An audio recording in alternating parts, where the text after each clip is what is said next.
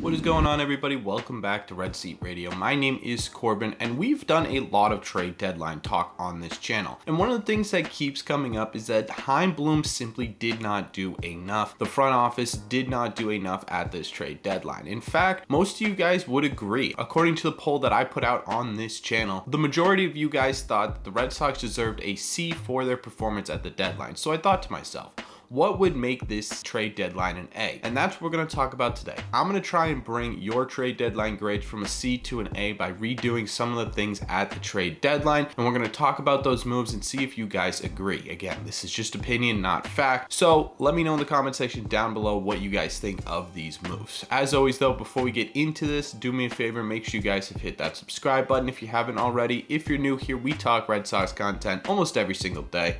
Also, make sure you guys hit the like button on this video. Helps out a ton and would mean a lot to me. Thank you all very much for clicking on this one. Let's get into it.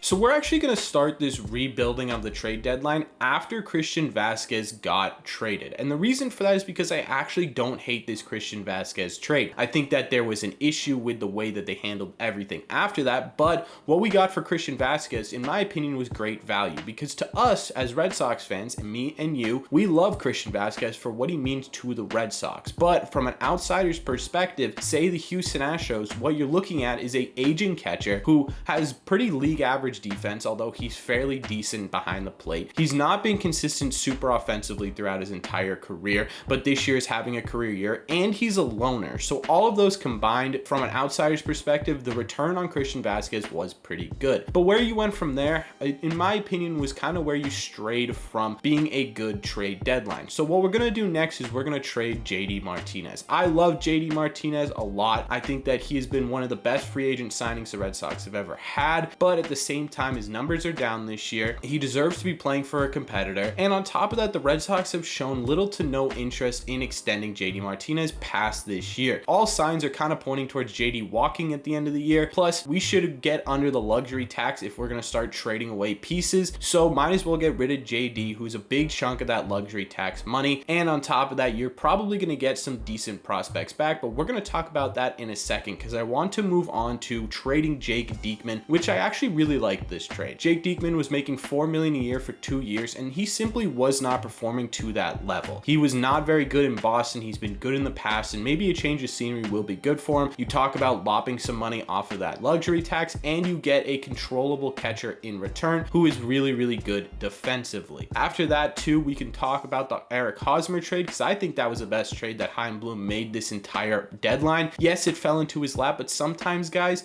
luck is your best friend, and that's exactly what happened here. We got Eric Hosmer for essentially nothing. We got two lower end prospects for Jake Vroom, and that trade all in all makes sense. We had a hole at first base for the last couple of years. I love Bobby Dahlbeck, but he just simply wasn't a consistent enough first baseman to be an everyday first baseman. And on top of that, you start to see a little bit of a plan forming, right? You've got Eric Hosmer to not only mentor Cassis, we talked about their relationship coming from the same high school, but at the same time too, you can now be patient with Cassis. Let him decide when he's ready to come up because you have a little bit of a longer term option with Eric Hosmer at first base. So when you're talking about planning for the future of this team, that Eric Hosmer trade, in my opinion, made a lot of sense. My next order of business is trading away Jackie Bradley Jr. Like I mentioned with JD, Jackie Bradley's making about $17.5 million towards the luxury tax this year. You probably could get rid of about half that trading away Jackie at this point. And will Jackie have a ton of value? No. But at the same time, if you're the team like the Astros or the Phillies who are trying to make either a playoff push or a World Series push, having Jackie Bradley Jr. as a bench option for defensive replacement is huge. Defense still matters in this league, and you would still get something from Jackie Bradley Jr. Would it be the craziest trade in the world? No, but you can get some prospects to help increase depth in that farm system while getting rid of some luxury tax money. Finally, in terms of trading away players on this team, we're going to trade Rich Hill. Now, I know that Nate Eovaldi has been mentioned about cutting luxury luxury tax cost, but what if we're talking about just making it through the end of the year and you're looking at getting rid of Rich Hill to get under the luxury tax or getting rid of Nate Eovaldi to get under the luxury tax? I'm gonna pick Rich Hill every single time. That's just personal preference. You guys let me know what you would do down below. And that's where we bring JD Martinez back into this thing. If you package JD Martinez and Rich Hill together and send them to the Mets, you can get a prospect like Vientos, a guy who the Red Sox have wanted for a long time and a guy who is very close to being major league ready, and a controllable piece that you can use to either pawn off and trade in the offseason, or you can use on this team. And I have to quickly shout out Griffin, a sub on this channel. We've mentioned him a ton of times. Super intelligent baseball mind. He helped me come up with this trade, and I really think it's a good one. So you get Vientos from the Mets,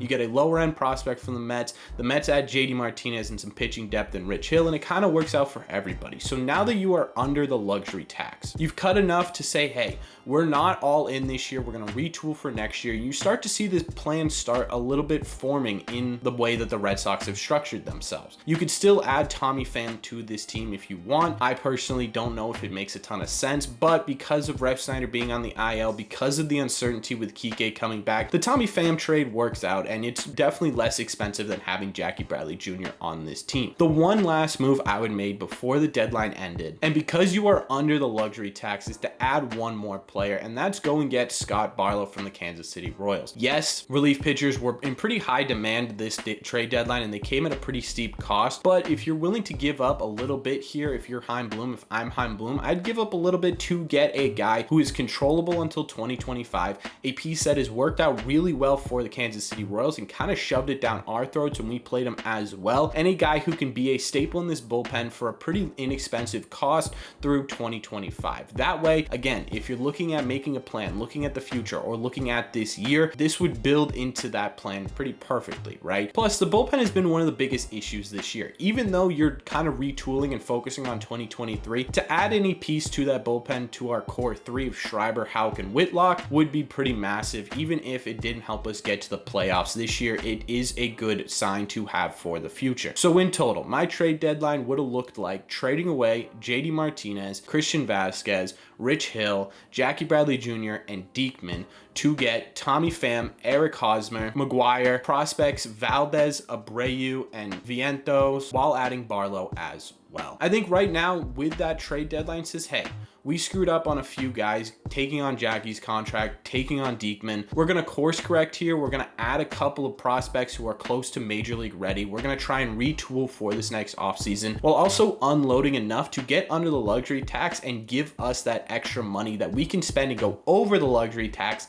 next year. To me, this idea at the trade deadline of getting under the luxury tax makes more and more sense every single game that this Red Sox team loses. So at this point, yes, hindsight's 2020, but getting under that luxury tax at this deadline was pretty important, especially going into an offseason where most of your main players are going to be free agents and you're not going to have the same amount of luxury money that you went over last year. This will be an interesting offseason. I think this trade deadline would have helped that a lot. And at the end of the day, it sounds like a little bit of a plan. And like I said, this is what we've been missing throughout the entirety of Chaim Bloom's tenure here, throughout this trade deadline last offseason. There never seemed to be a set plan, and this trade deadline that I put together seems like there's a little bit of a plan there. Now, not every deadline is perfect. I wasn't expecting any deadline to be perfect. In fact, if you're looking around the league at trade deadlines, every fan wants something that their team did not get. The only team that was perfectly satisfied with their trade deadline was the San Diego Padres, and what did that get them? Swept by the Los Angeles Dodgers. So was I expecting Chaim Bloom to be perfect here? No. Do I think that my trade deadline right here was perfect? No. But do I think that my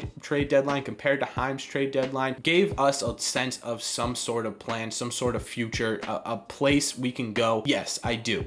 Again, I'm not as smart as Chaim Bloom. I'm not as smart as anyone in that front office. I just thought this would be fun to do. So again, if you disagree with me, that's perfectly fine. Let me know in the comment section down below. One, what you think of my trade deadline, but two, what you think of Chaim Bloom's trade deadline, and compare the two. What would you have done differently from both of us? Let me know all your thoughts on this down below. As always, if you've made it to the end of this video, do me a favor, make sure you guys have hit that subscribe button. Like I said at the beginning, we talk Red Sox content almost every single day. Plus, you made it to the end here, you might as well subscribe. You also might as well like this video as well. Helps out a ton and would mean a lot to me. One last thing, if you really enjoyed this video, share with a friend or family member who loves the Red Sox as much as you do, because it would help out a ton. Thank you all very much for clicking on this one, and I will see you in the red seats.